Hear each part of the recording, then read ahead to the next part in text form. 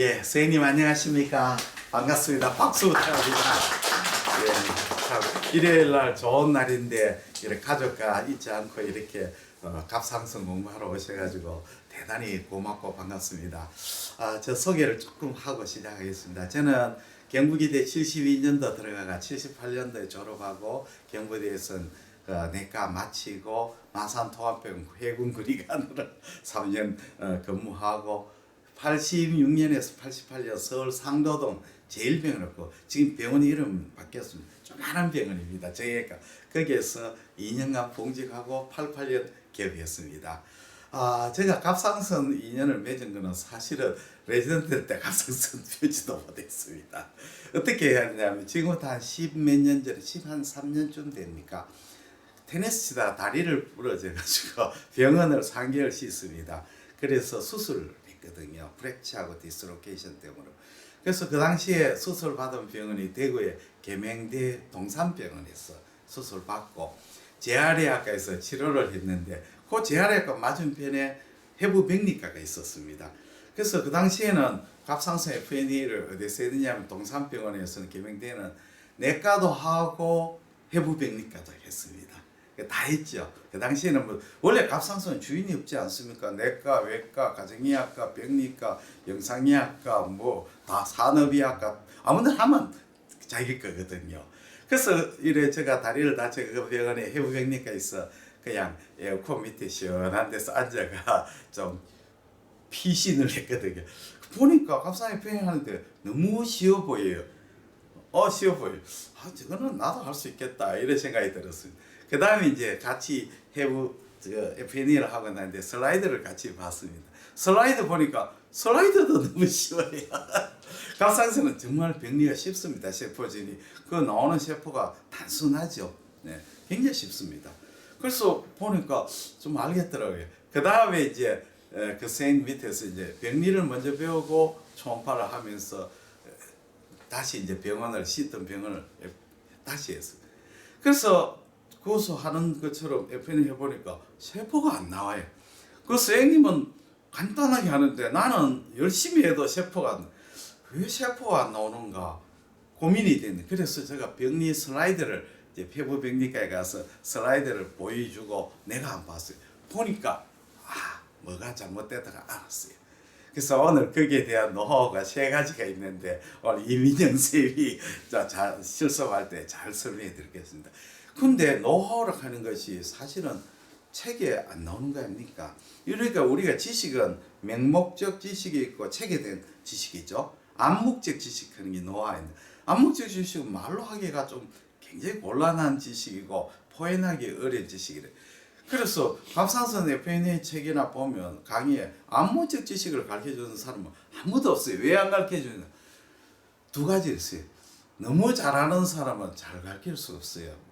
그 운동선수도 명선수가 명코치 되는 감독 되는 경우는 좀 드물어요. 왜냐하면 자기가 너무 잘하니까 밑에 사람 가르칠 수가 없어요.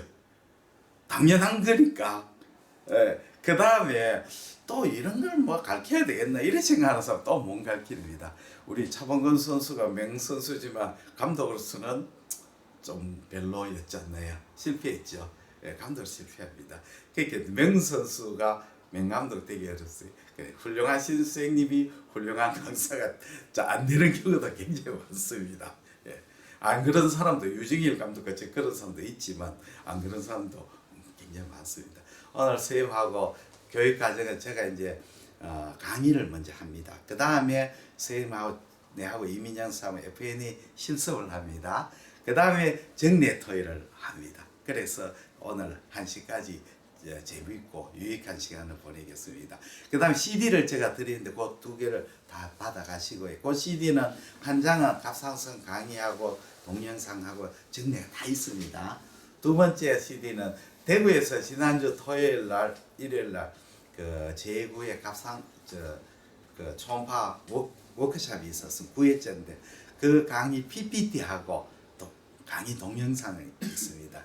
근데 동영상은 파워포인트가 다 들어가 있고 오늘 보시면 되고 PPT는 제가 용량이 너무 커가지고 그걸 열 수가 없어가지고 좀 용량을 줄여버렸습니다. 줄으니까 화질이 안 좋아졌어요.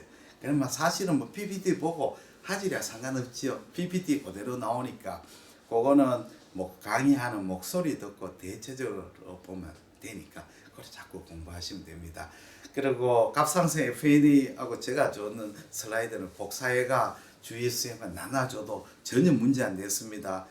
그러나 이제 대구 경북에서 있는 그 동영상이랑 그거는 너무 다른 사람 주지 마십시오. 왜냐하면 저자 현황을 안 봤던데 그때 야매로 주는 거니까 그거는 선생님끼리 보시고 이렇게 남한테 온라인에 올리거나 이러면 내가 곤란해 줍니다. 그러면 강의를 바로 시작하겠습니다. 강의 아주 자연스럽게 제가 하겠습니다. 오늘이 16년 4월이죠. 4월 3일 제1회 갑상선 워크숍입니다. 병리하고 섞어가지고 그 강의합니다. 처음에는 무슨 뜻인지 이해를 못 하시지만 그러나 자꾸 들어보시면 이걸 올릴 테니까 유튜브에 보시면 이해가 됩니다. 그러면 갑상선 해부부터 시작하겠습니다. 갑상선 아주 단순한 장기거든요.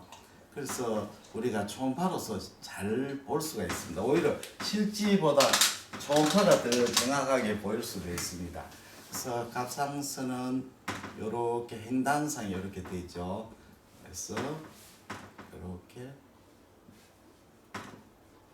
러프하게 그립니다. 이렇게 되죠. 이렇게 됩니다. 자, 여기에 갑상선에 여기 트라케아죠. 트라케아고 여기 포먼 카로티다들이 인터널 주글라 베인입니다. 주글라 베인 있고 여기 이소파구스입니다. 이소파구스. 그 다음에 여기 롱기스 폴리버스 경장근이 됩니다. 경장근. 요거는 안테리어 스트랩 머슬 갑니다. 스트랩 머슬. 그 다음에 요거는 SCM 머슬. 이렇게 돼요. 이게 해부가 답니다. 해부. 그러면 갑상선이 여기 횡단상이죠. 종단상은 나중에 초음파할 때 또 보시면 종단상은 이렇게 됩니다. 이렇게 되죠. 이렇게 되고 종단상에서 여기가 혈관이 두 개가 보입니다. 여기 상갑상선 동맥, 상갑상선 동맥이 있고 여기 상갑상선 정맥입니다. 정맥. 여기는 하갑상선 동맥은 중간쯤에서 안으로 들어갑니다. 하갑상. 갑상선은 동맥이 2개, 정맥이 3개입니다. 동맥이 이렇게 되고 이런 식으로 됩니다. 이런 식으로 좀 위쪽에 쏙 들어가고 여기에 크리코이드 카트리지가 이렇게 있습니다. 크리코이드 카트리지. 그러니까 아주 해부는 단순합니다. 이렇게 되어 있습니다. 그러면 이제 갑상선에 우리가 그 초음파에서 나오는 에코는 어떤 식으로 나오느냐? 갑상선 초음파 상에서 우리가 이제 초음파상에서 갑상선은 고에코죠. 갑상선은 실제로는 고에코입니다. 왜 실제로는 고에코냐면 이게 중요하죠. 앞으로 강의한 갑상선 실제로는 고에코로 나옵니다. 왜 고에코로 나오냐면 갑상선은 병리적으로 이렇게 폴리클로 구성되어 있죠. 폴리클. 여기 폴리클 앱세리움입니다. 여포 세포가 있고 세포 사이로이드 호르몬을 만들었죠. 그 다음에 요건 콜로이드죠. 네, 콜로이드. 그 여포 세포 중간중간에 뭐가 있느냐면 파라폴리큘라 셀이 있습니다. 방여포 파라폴리큘라 세포가 있습니다. 세포 파라폴. 이건 칼시토닌을 분비하는 세포죠. 그 요놈은 오리진이 전혀 틀립니다. 전혀 틀리는 세포입니다. 그러면 갑상선에 안에 콜로이드가 있으면 초음파 빔이 이렇게 들어오면 갑상선은 앱세리움과 콜로이드 사이는 음양 계면차가 굉장히 크죠. 초음파는 매질을 통과할 때 음양의 투과도가 틀리는 물질하고 부딪힐 때는 반사를 해버립니다. 그래서 고에코가 됩니다. 그러면 갑상선 실질이 왜 고에코로 되느냐? 첫째는 여포 세포와 콜로이드 사이의 음양계면차가 크기 때문에 콜로이드 음양계면차고, 두 번째는 콜로이드 자체가 또 고에코입니다. 콜로이드 찐적한 물질을 이 고에코. 그래서 갑상선이 고에코되는 비결은 내부의 콜로이드에 반사하고 폴리큘러 에피셀리움하고 콜로이드하고 음양계면차의 반사 때문에 갑상선이 고에코로 보입니다. 그 다음에 우리가 이제 혈관은 당연히 무에코로 보이죠. 우리가 물이 차 있거나 혈액이 차면 무에코로 보입니다. 그 다음에 근육은 어떻습니까? 머슬은 저에코로 보입니다. 저에코로. 우리가 근육은 균질한 물질이고 초음파 투과성이 좋거든요. 그래서 저에코로 보입니다. 그 다음에 여기에 본, 뼈가 있지 않습니까? 트라키아. 트라키아는 연골이기 때문에 연골은 고에코로 보이죠. 고에코로 보이고, 뒤에 서비칼 버테브라 척추뼈는 강에코로 보이죠. 강에 이렇게 보입니다. 그래서 에코가 이렇게 되어가는 것은 계기 나중에 굉장히 중요합니다. 다음에 이제 우리가 갑상선의 병리를 알아야 우리 초음파 소견을 이해할 수가 있습니다. 병리는 아주 간단합니다. 예, 간단합니다. 자, 그러면 갑상선의 병리입니다. 우선은 갑상선 세포는 어떻게 생겼냐, 이걸 알아야 됩니다. 정상 갑상선, 정상 세포를 알아야 이상 세포를 알 수가 있죠. 정상과 유두암 세포, 여기 이제 중요한 유두암 세포. 정상 세포하고 암 세포가 어떻게 되느냐. 이제 FNL을 뽑아보면 세포들은, 정상 세포들은 이렇게 뭉쳐가 나옵니다. 세포가 이런 식으로 벌집처럼 보이죠. 하니컴 이렇게 하죠. 이런 벌집 형태 또는 폴리큘러 형태, 여포 형태, 이런 식으로 나옵니다. 여포선. 왜 그러냐? 자, 옥수수를 생각하시면 되는데요. 옥수수 이렇게 콘이 있죠. 옥수수 아닙니까? 옥수수를 이렇게 자르면 절단하면 어떻게 될까요? 이렇게 나오겠죠. 그렇겠죠. 당연하지 않나요? 옥수수를 이렇게 절단하면 어떻게 될까요? 이렇게 절단하면 이렇게 되겠죠. 그렇습니까? 안에는 옥수수 안에 콜로이드를 차있다 생각하시면 이렇게 나오는 거예요. 그런데 암세포는 어떻게 되냐? 암세포는 구조상으로 이런 식으로 생기거든요. 암세포는 암이 이렇게 있으면 세포가 이런 식으로 되지 않고, 암세포가 이렇게 막 폴리큘러, 파필러리 암 경우에 이렇게 막 밀집이 되어 있는 거예요. 이런 식으로 되어 있는. 이걸 세포를 FNL을 해보면 세포들이 막 덩어리가 뭉쳐져가 콩그로머레이션 되가 막 나옵니다. 이걸 파필러리 스트럭처. 세포가 중첩이 돼가 파필러리 스트럭처. 이걸 유두삼 구조 가죠. 이런 식으로 나오죠. 또는 세포가 뚝뚝 떨어져 나옵니다. 이렇게 툭 떨어졌어. 나옵니다. 이렇게 나오죠. 자, 그러면 우리가 정상세포와 암세포의 차이점은, 정상세포는 세포 사이에 탁탁탁탁 규칙적으로 탁탁 붙어가 있는데, 암세포들은 뚝뚝뚝뚝 떨어집니다. 그 세포 자체의 결합성이 굉장히 약하거든요. 암세포. 그러니까 전이도 하고 막 그러지 않습니까? 그래서 암세포가 덩어리채로 나오기도 하고 떨어져 나오기도 합니다. 자, 여기 이제 중요한 소견이죠. 그러면 세포 소견 하나하나를 한번 설명을 해드리겠습니다. 굉장히 쉽습니다. 들어보시면 뭐 아무것도 아니에요. 자, 그러면 현미경학적으로 정상세포는 어떻게 돼요?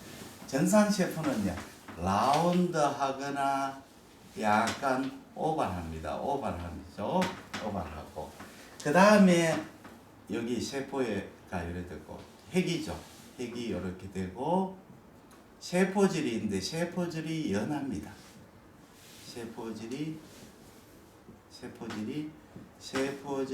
연하죠. 세포질이 연하면 세포 경계가 뚜렷하지 않습니다. 세포 경계는 요거는 이제 FNA 소견입니다. 경계는 약간 불분명합니다. 불분명. 요거는 FNA 소견입니다. FNA 때 어떻게 보이죠? 그 다음에 우리 핵이 가장 중요합니다. 핵이 어떻게 하시면 크로마틴이 있는데 크로마틴이 마이크로코스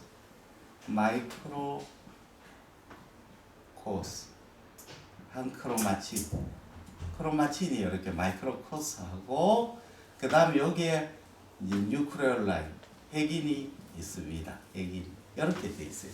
그렇게 크로마틴이 있는데 크로마틴이 약간 가립이 약간 굵은데 아주 굵지는 않아요. 그라듈하면서 이런 식으로 되어 있습니다. 그러면 이제 유도암은 어떠냐?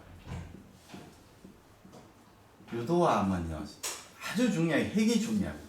유도암의 세포가 조금 뾰족뾰족합니다. 뉴크레오스가 이렇게 뾰족뾰족한 형태를 가지고 있습니다. 그냥 스무스하지 않죠. 핵막이 일레귤러합니다.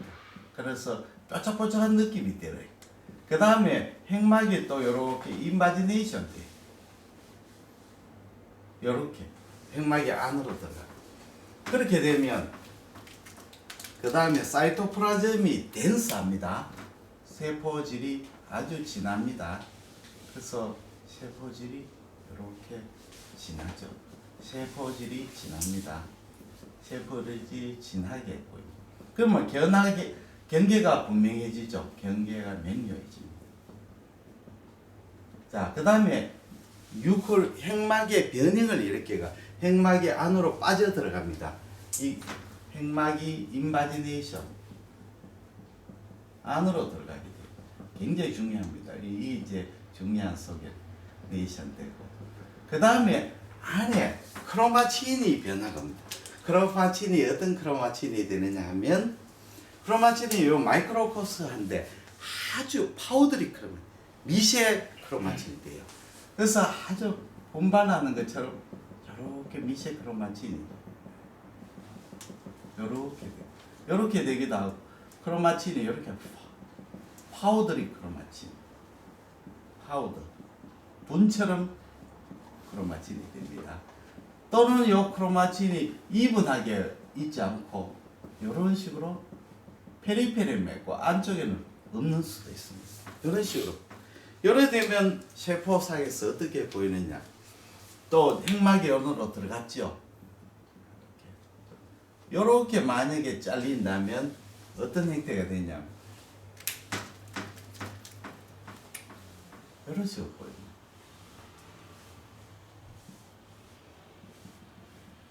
그렇죠. 요걸 커피빈 어피어런스. 그렇죠. 원더커피처럼 보일 수가 있겠죠. 커피. 만약에 이렇게 잘리면 어떻게 되겠습니까? 이렇게 잘리면 슈도 인크루전이 되어버립니다. 슈도 인크루전. 이렇게 되면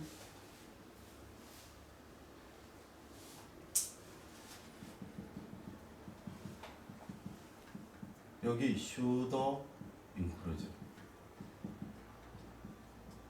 그렇죠.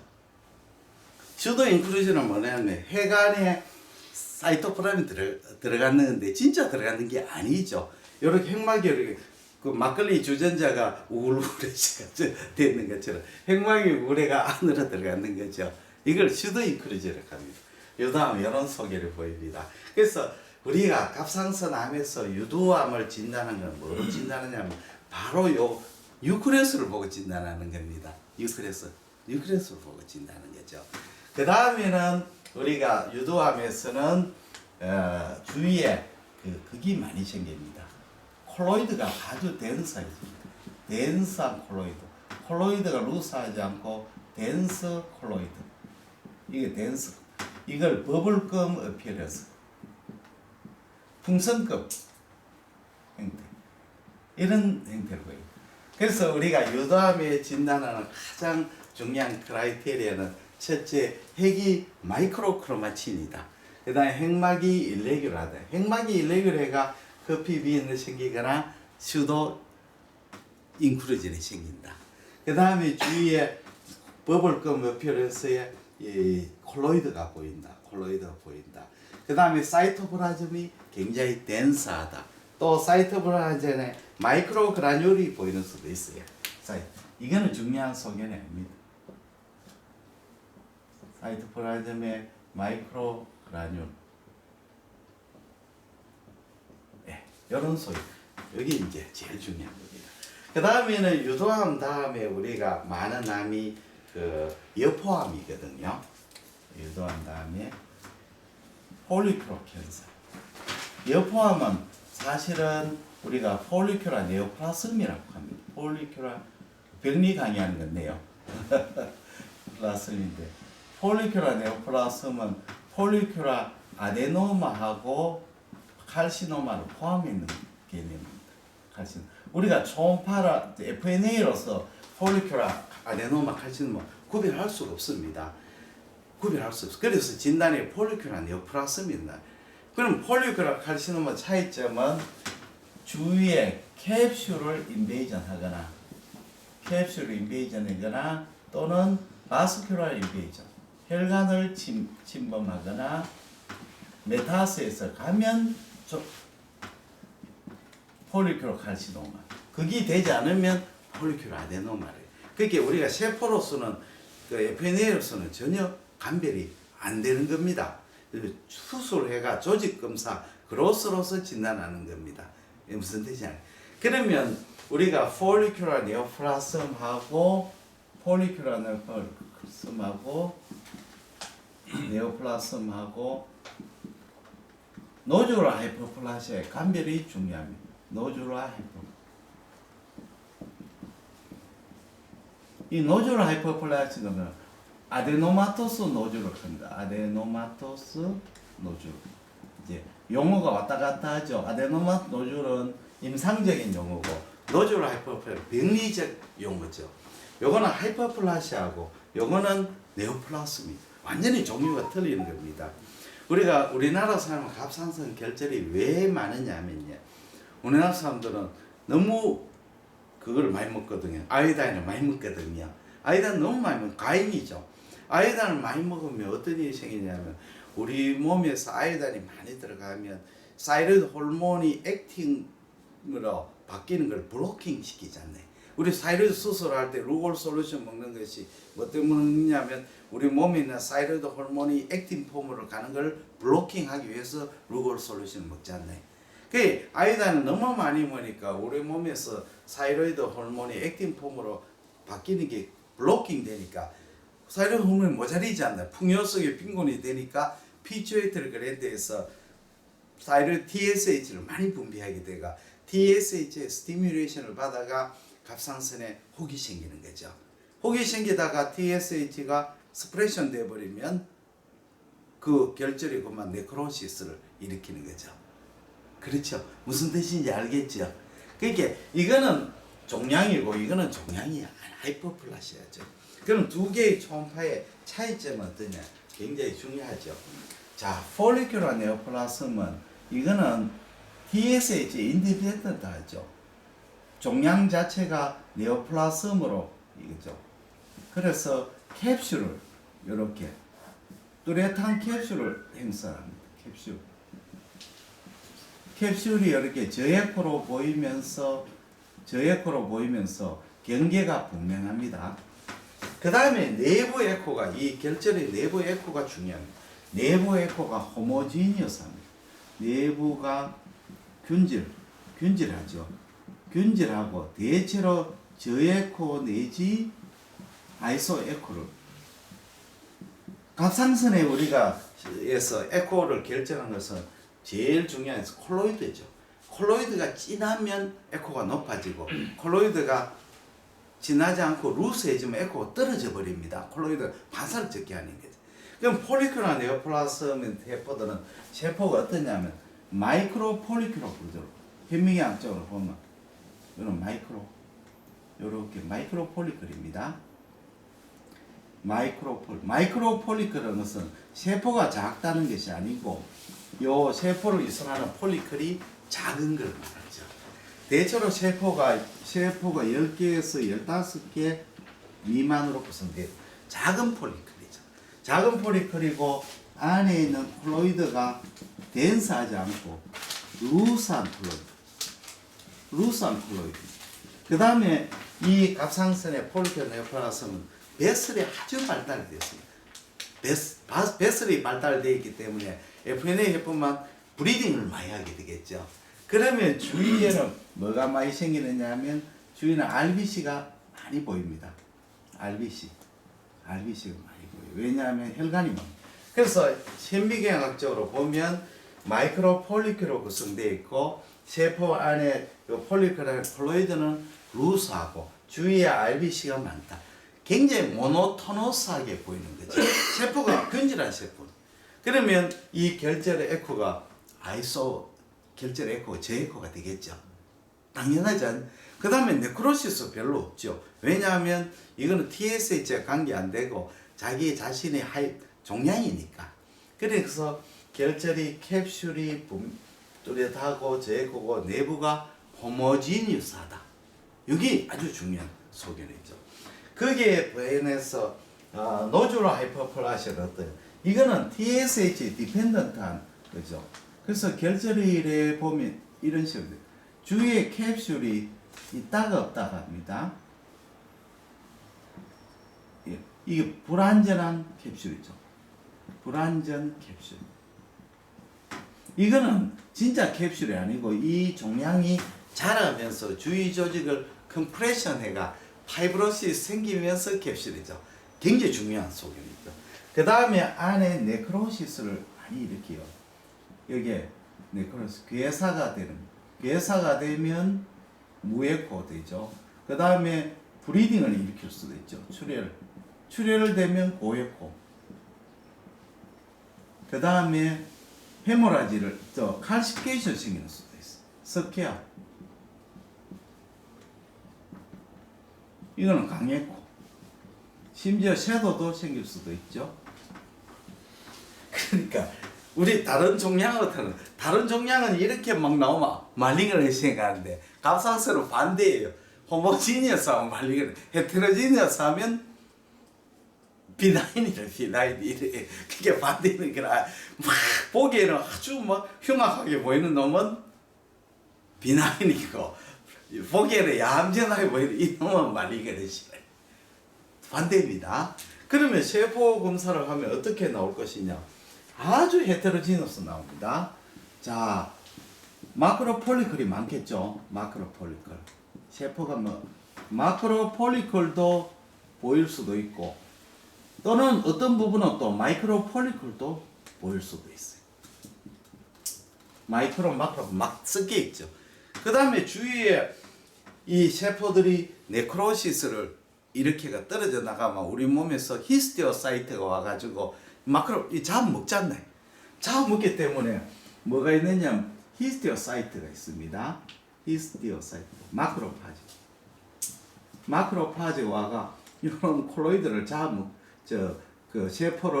세포를 잡아먹죠. 마크로파지.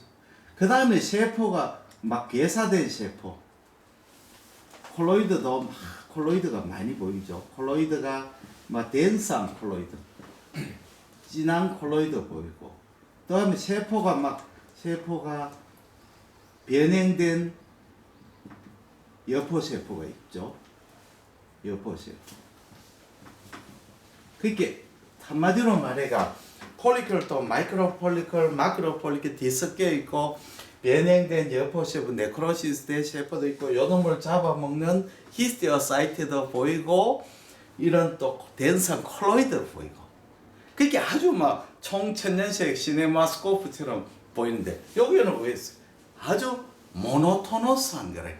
그래서 우리가 이제 백리 여사가 딱 보여가 마이크로 폴리클이 보인다 하면 슬라이드를 다 구석구석 다 찾아봐야죠. 찾아봐가 전 슬라이드가 모노토너스하게 보이면 폴리클 아니에요, 플러스.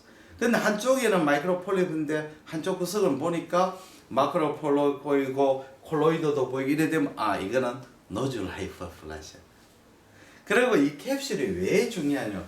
우리가 코어 바이옵시 하는 거 있지 않습니까? 우리가 밥상 보통 FNA를 하는데 코어 바이옵시 하는 경우가 있어요. 코어 바이옵시 하는 목적은 두 가지래. 하나는 코어 바이옵시는 쉽게 말하자면 코어 바이옵시는 바이옵시죠. 그게 FNA가 아니죠. 이렇게 사이로이드에 들어가 가지고 사이로이드 이렇게 결절이 이렇게 있으면 결절이 있지 않나요? 결절이 있으면 총을 쏘는 거죠. 이제 요게 요렇게 이제 바이옵시 니들이 딱 바이옵시 니들에다가 탕 쏘면 바늘이 팅크 들어가가 탁 바늘이 전진 후퇴하면서 하는 것. 코어 바이옵시의 목적은 두 가지래. 첫째는 폴리큘라 네오플라스미냐 노듈라 하이퍼플라시아냐 이냐 노듈라 이 감별은 뭐로 합니까? 캡슐이죠. 캡슐이 트루 캡슐을 얻으면 뭡니까? 트루 캡슐을 얻으면 폴리큘라 네오플라스미고 트루 캡슐이 아니고 슈도 캡슐 같으면 노즐 하이퍼플라시아 캡슐을 얻어야 되는 게 이 제일 중요한 포인트가 정확하게 탕 쏴가지고 캡슐을 획득을 못하면 그건 꽝인 거죠. 의미가 없는 거죠. 그 다음에 우리가 이제 FNA에서 이런 경우는 아주 드물지만 FNA에서 아웃스락 해가지고 진단이 확실하지 않을 때 이걸 해가지고 이제 유도암을 확진하는 게. 근데 대부분 보면 이 코어 바이옵시 목적은 요거래. 그 다음에는 이제 우리죠 림포마 진단. 림포마 FNA로 진단이 어렵거든요. 이런 목적으로 코어 바이옵시를 하게 되는 거죠. 근데 코어 바이옵시는 컴플리케이션이 많아가지고 생각만큼 이제 많이 하지는 않습니다. 병원마다 많이 하는 데 있고 적게 하는 데 있어. 이해가 되셨죠? 예. 그 다음에 세 번째는 폴리큘라 네오플라. 다음에는 요 포함했죠. 메듀러리 캔서.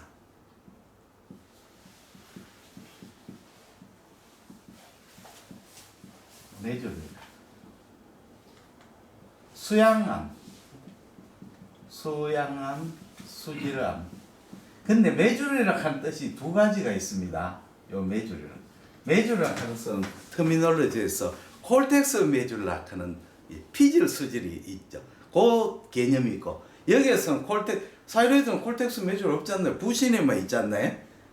그렇지 않나요? 키드니 콜텍스 메듀라 있지 사이로이드는 콜텍스 메듀라 없지 않나요? 여기에서 메듀라 하는 소프트하다는 뜻이에요. 소프트하다. 그러니까 이 개념은 수지라 하는데 우리가 하는 콜텍스 메듀라가 아니고 하드하지 않고 소프트한 암이란 뜻이에요. 이해가 되셨죠? 예. 그러면 소프트하다. 여기에서는 암 자체가 왜 그러냐면 파피럴 캔서는 하드한 딱딱한 암인데 메듀럴 캔서는 만져보면 소프트한 암이래. 엔도크라인 튜머죠. 이거는 엔도크라인 튜머. 내분비 세포 엔도크라인 튜머. 요거는 족보가 틀립니다. 어디서 나왔냐? 사이로이드 그랜드에서 사이로이드 갑상선은 목에서 이렇게 있지 않습니까? 목에서 왔죠. 사이로이드 그랜드에서는 턱 베이스에서 사이로이드가 내려왔죠. 그래서 이렇게 사이로이드가 형성이 돼 있죠. 사이로이드. 그 턱에서 밑에서 사이로이드 디센드 했는 거죠. 그러면 요 놈은 메듀럴 캔서가 어디서 나냐면 버테브랄 바디 옆에 심파 ganglion에서 이렇게 들어왔죠. 갱글. 여기 이제 들어왔는 거죠. 여기 메듀럴 파라폴리큘라 셀 들어왔는 거죠. 그러니까 이거하고는 전혀 족보가 틀리는 겁니다. 파라폴리큘라는 신경세포가 안으로 들어가가지고 사이로이드에 밖에 들어가는 거죠. 밖에 들어가는 겁니다. 그러면 메듀럴 캔서는 세포 소견이 아주 특이합니다. 어떤 소견요? 하면 세포의 형태가 세포의 형태가 세 가지입니다. 형태가 플라스마 셀처럼 보이는 거. 플라스마 셀은 약간 오발하지 않나요? 핵이 있고 플라스마 셀 비슷한 타입. 그 다음에 폴리고날 타입. 폴리고날 타입. 그 다음에는 스핀들 타입. 방추선. 이런 타입. 그러니까 형태는 다 틀리지만 본질적으로 똑같은 세포예요. 이 세포는 본질적으로 어떠냐면 신경세포이기 때문에 세포 안에 그라뇰이 굉장히 많습니다. 신경 그라뇰, 사이토플라즘에 세포질 내 과립산 물질이 꽉 차 있죠. 이거는 신경세포는 다 똑같습니다. 어디에 생긴 똑같은 족보니까. 뉴클레우스가 아주 특이적입니다. 뉴클레우스 가지고 진단하거든요. 뉴클레우스가 자 핵이 이래 있다면 핵에 크로마틴이 마크로그라뇰 마크로그라뇰입니다. 반대죠. 유도암하고 반대입니다. 왜냐하면 마이크로그라뇰 이거는 마크로그라뇰입니다. 마크로그라뇰이라 해요. 그라뇰. 그래서 요걸 뭐라고 하냐면 salt and pepper. 왜 우리 양식집에 가면 소금에 후추 뿌리 엉켜 놨는 것처럼 salt. 그렇죠. 그러면 이제 사이로이드 메이저리 캔서는 어떤 특징을 가지느냐? 이제 이거는 주로 양 어퍼폴에 많이 생깁니다. 여기에서 많이 생기죠. 여기에서 많이 생겨. 어퍼폴, 상력 외측에 많이 생기죠. 외측 호발입니다. 그 다음에 특징이 여기서 하나 더. 여기 이제 그 아밀로이드 바디가 침착이 되죠. 아밀로이드가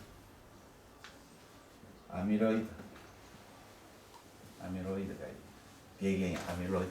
세포들은 밀집하지 않고 FNS에서 막 뚝뚝뚝 떨어져가 보입니다. 세포가 뚝뚝뚝 떨어져가. 세포들이 결합 형태를 안 지고 세포가 흩어졌어. 왜 그러냐면 요 암은요 조직상으로 보면 어떤 식으로 보이냐? 암 자체가 이렇게 유두형으로 보이지 않고 암 세포가 그냥 이런 식으로 뭉쳐가 있거든. 이렇게 세포들이 이렇게 배열을 하고 세포들이 배열하고 그 사이에 혈관이 이렇게 혈관 세포가 이렇게 됐기 때문에 이걸 FNA에 보면 세포들이 응집이 안 되고 확 퍼져버리는 거예요. 퍼지는 형태. 예. 그리고 이것은 이것은 경계가 불분명하죠. 경계가 불분명한 결절이고 이제 특정적인 소견이 없어요. 근데 꼭 있다면 아밀로이드나 이런 것이 마이가 칼시피케이션이 보여요. 스케아가 큰 스케아가 보여요. 그러니까 마크로 칼시피케이션을 보이는 수가 있어요. 근데 이거는 특징적인 소견이 없고 이상해가 찔러가지고 세포를 보고 메이저리 캔서를 진단하는 거죠. 자, 메이저리. 그 다음에 우리가 캔서는 아나플라스틱 캔서하고 림포마가 있죠. 아나플라스틱 캔서. 역행성암. 이거는 무지무지한 무서운 암입니다. 칼시노마. 사이럴 캔서는요. 일반 암하고는 조금 틀리는 특징이 있어요. 일반 암은 나이가 들수록 암이 증식이 잘 안 되지 않나요? 소마 캔서도 그렇고 젊은 사람은 레피드 그로잉 하는데 나이 들면 그로잉 속도가 늦어지는데 사이로 캔서는 반대예요. 우리가 사이로이드 파피럴 캔서는 아주 괜찮은 암이잖아요. 안 그래. 근데 이놈이 65세 넘으면 갑자기 아나플라스틱 캔서로 변해가지고 이게 진단되면 6개월 못 살거든요.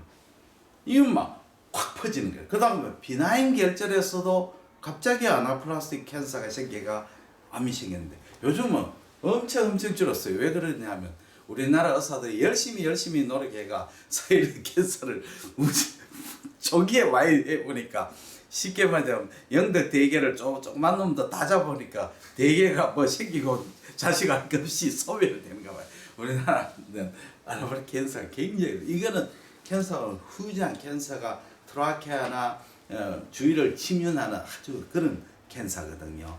예, 드물죠. 그 다음에 림포마는 이거는 아주 저에코 결절로 보이죠. 저에코 병변으로 보이죠. 그러니까 아나플라 캔서는 초음파상에 보면 뭐 대부분 우리가 의심을 합니다. 어떻게 보이냐면 자 이렇게 막 여기에 캔서가 생긴데 휴지한 캔서가 막 생겨가지고 주위를 침범하고 또 이 트라케아를 파먹어 들어갑니다. 주위를 침륜하는 큰 암이죠. 큰 암. 그 다음에 안에는 칼시피케이션 같은 것들이 막 생기죠. 스케암. 큰 암입니다. 그 다음에 림포마는 어떠냐면 아주 결절이 보이는데 결절이 현저한 저에코입니다. 아주 저에코로. 저에코도 너무 저에코로서 림포사이트가 침륜되기 때문에 후방 음양 증강을 또 시스터처럼 후방 음양 증강을 보이죠. 시스터로 오해할 수도 있습니다. 이건 우리나라에 굉장히 드뭅니다. 림프종 아주 드뭅니다. 그 다음에 이거는 역행성암. 네. 이거는 뭐 아주 드뭅니다. 그러면 마지막으로 유두암의 타입을 말씀을 드릴게요. 자, 지금까지 이제 갑상선암에 대해서 병리적으로 첨부했는데 마지막으로 유두암은 어떤 것이 있는가? 우리가 이제 강의를 타러 들어가면 늘 이런 말만 해야죠. 유두암의 초음파 속에는 첫째는 현저한 저에코, 두 번째는 마이크로 칼시피케이션, 세 번째는 형태가 폴로된 와이드, 네 번째는 뭡니까? 경계가 irregular 또는 lobulated 또는 spiculated다. 이거는 뭐냐면 유두암 중에서도 침륜성 유두암입니다. 침륜. 유두암 종류가 몇 가지 있습니다. 첫째는 침륜성 유두암. 이걸 압니다. 그러니까 유두암이 이래 생겨가지고 주위 조직을 침륜하는 거죠. 이거는 캡슐을 안 만드는 거죠. 그러면 어떠냐면 이런 식으로 되죠. 사이로이드 이렇게 되면 여기에 암이 일레귤럴 하면서 이렇게. 자, 형태는 톨로된 와이드. 와이드 되고 현저한 저에코. 그 다음에 경계가 irregular spiculate.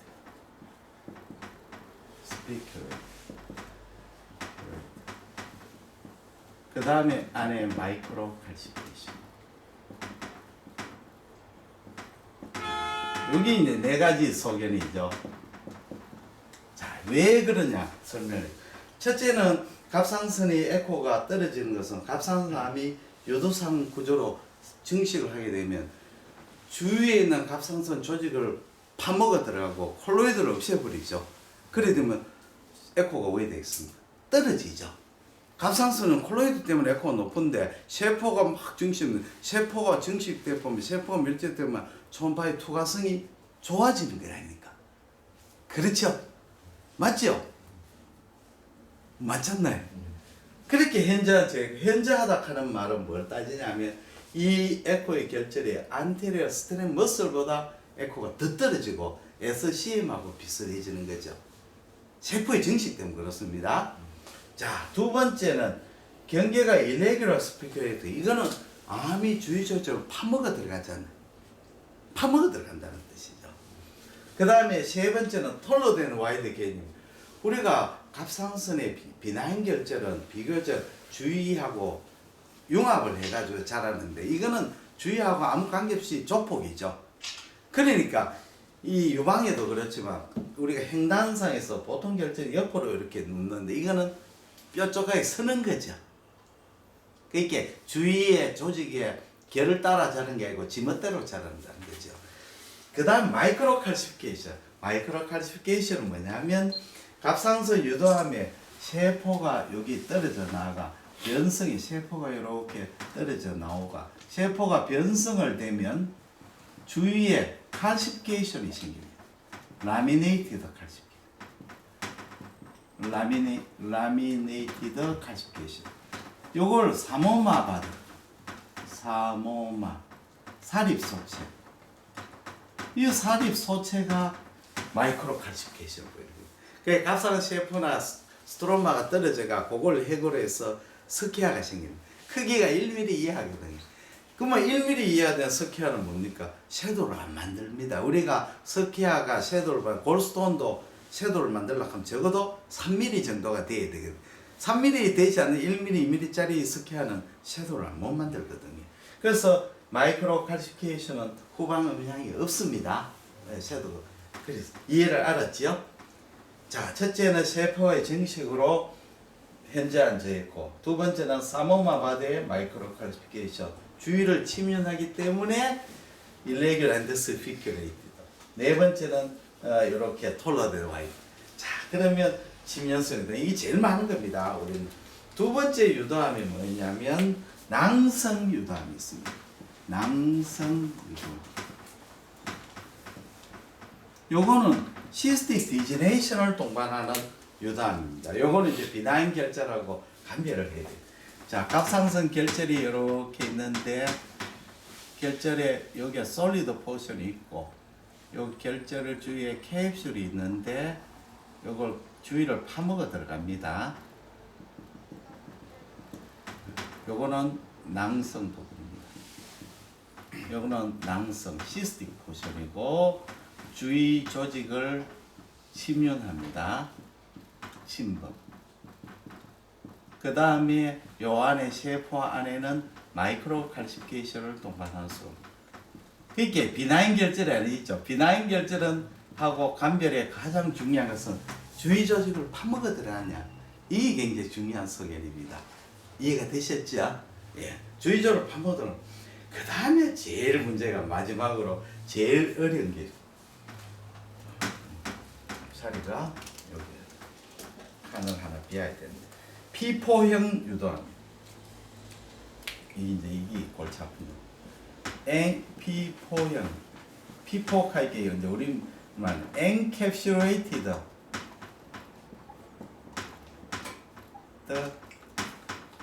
유도암이죠. 자, 유도암인데 캡슐을 가지는 게 있어요. 캡슐을 가져버려요. 그러면 굉장히 유도암인지 폴리큘러 네오플라스인지 감별이 불가능해지는 거죠. 자, 유도암이 이렇게 있는데 이 암이 캡슐을 가져버려요. 캡슐을 가져. 이거는 폴리큘러 네오플라스 구별 불가능해. 근데 이런 엔캡슐레이트 파피를 유도암은 이제 파피러리 스트럭처를 또 안 가지는 경우도 있어요. 아까 이런 파피러리 스트럭처를 안 가지고 폴리큘러 스트럭처를 가지. 그렇게 여포형 구조를 가진. 문제는 세포는 핵은 유도암이라. 자, 이 말이 굉장히 중요합니다. 자, 우리가 파피러리 캔서가 파피러리 스트럭처를 유지하는 것도 있지만 폴리큘러 형태를 생기는 유도암도 있어요. 근데 문제는 뭐냐면 유크레오스가 유도암이 생기면 이거는 폴리큘러 베리언트 파피러리 캔서. 그러니까 다시 설명을 해드릴게요. 우리가 유도암이냐 아니냐는 이 스트럭처를 보고 진단하는 게 아니고 뉴크레오스를 보고 진단하는 거예요. 뉴크레오스가 그렇게 극단적으로 이야기하면 세포 하나도 유도암이 나오면 유도암이에요. 그러니까 스트럭처가 문제가 되는 거 아니에요. 그러면 폴리큘러 네오플라스는 뭐로 짓냐면 이 세포는 폴리큘러 세포는 이 세포들은 정상 폴리큘러 세포가 똑같아요. 물론 이제 안에 그거는 틀리죠. 틀리지만 우리가 광학 현미경으로서 관찰할 때는 정상 폴리큘러 세포와 똑같은 거예요. 똑같은 거예요.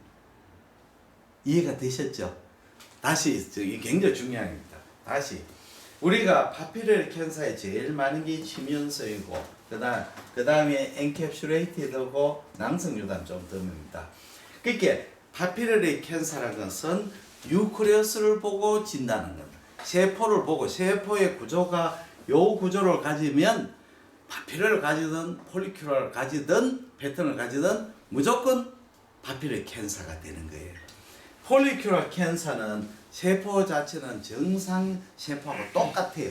똑같은데 마이크로 폴리큘러 스트럭처를 유지하면 폴리큘러 네오플라스로 진단합니다. 조금 아시는 어려워요. 예, 그렇게 생각하시고 그럼 마지막으로 우리가 이제 FNA를 할 때 그 세 가지죠. 첫째는 FNA에서 그 스메어하는 게 세 가지입니다. FNA에서 FNA는 첫째는 그냥 슬라이드 도말이 있고 액상 세포진이 있죠. 이제 액상 세포진을 많이 하고 있습니다. 액상 세포진의 장점은 뭐냐면 첫째 장점은 병리 가서 엄청 편해요.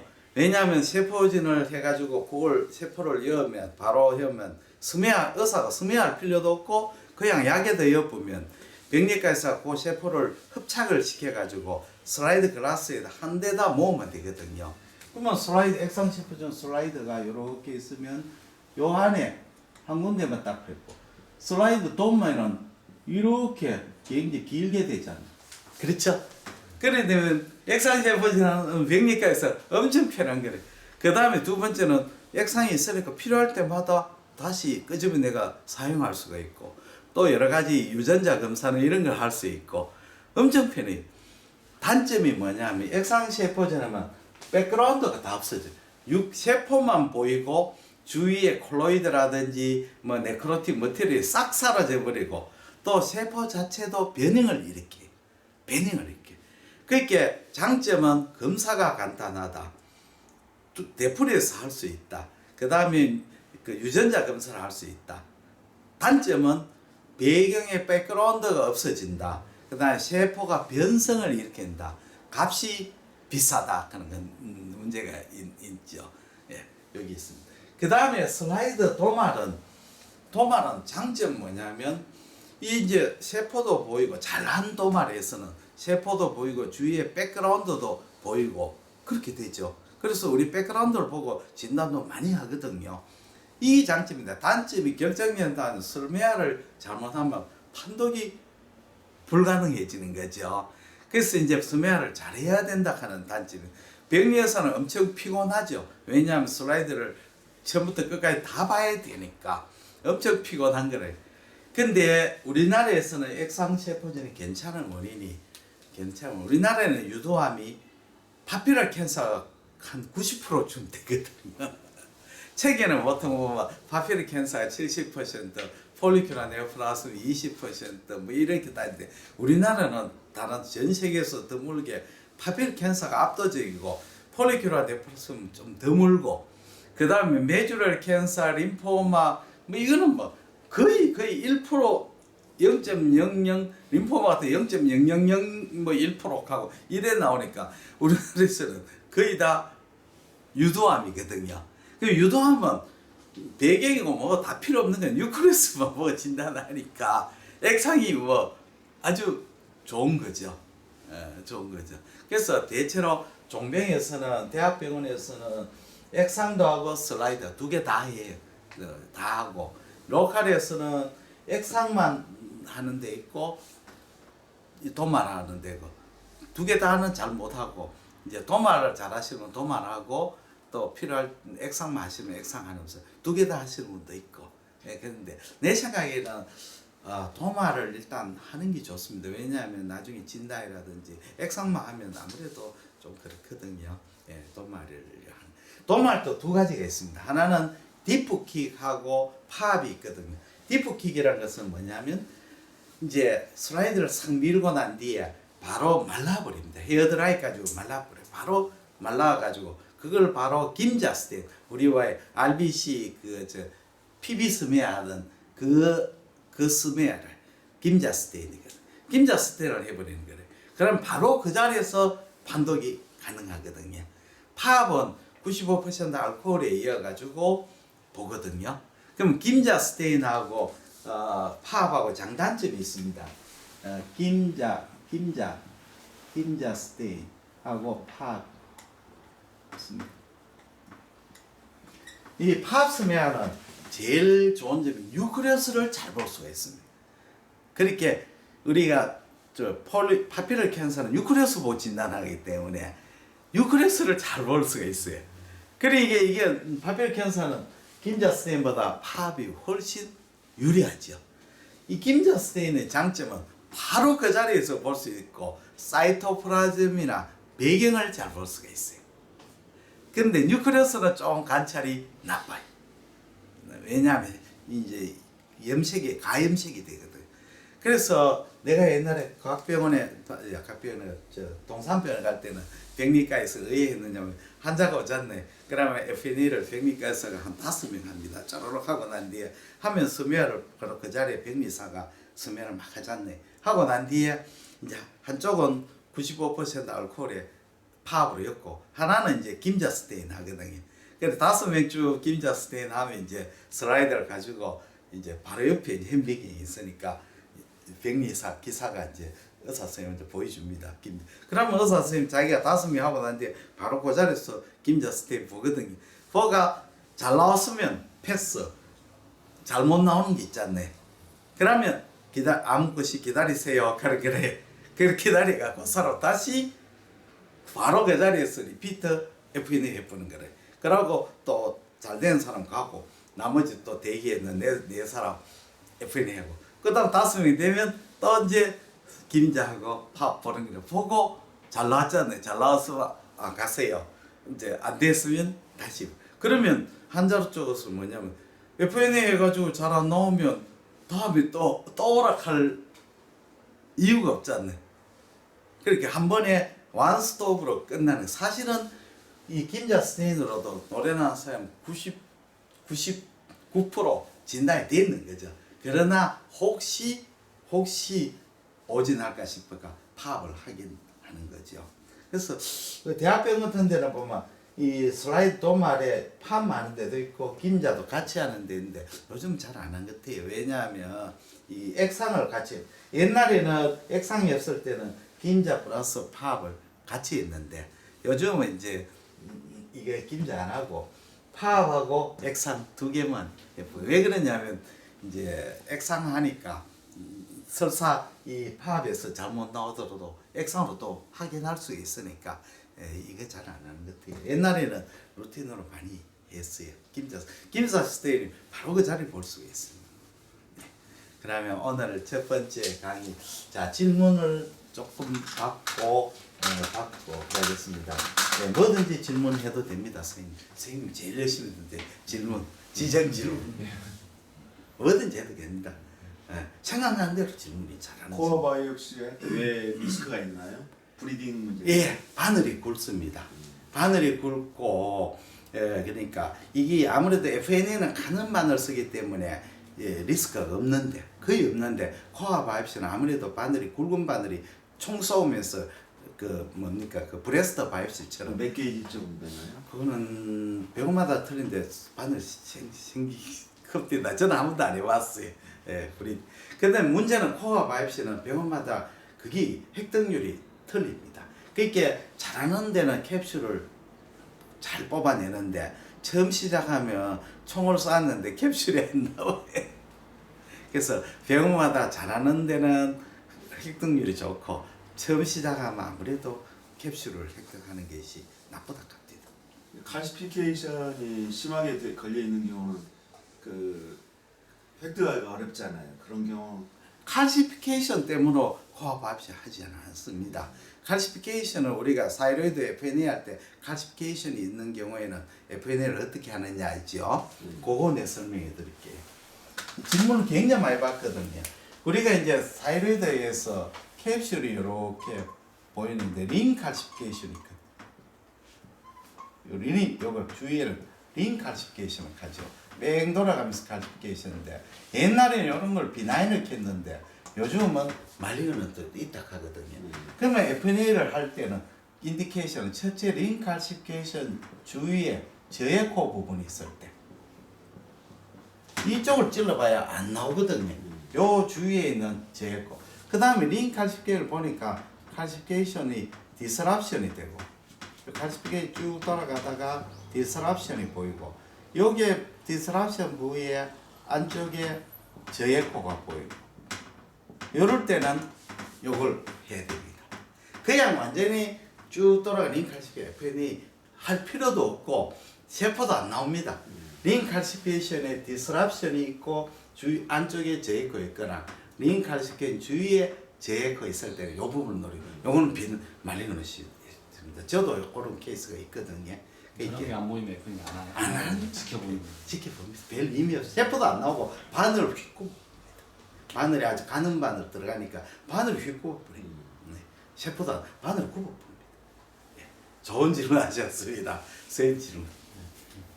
바이옵시 할 때는 저에코 부위에서 그렇죠, 그렇죠. 바이옵시가 있고 FNA, FA. 나중에 그 이민영 쌤만 설명할. 바이옵시는 어떻게 해야 되느냐?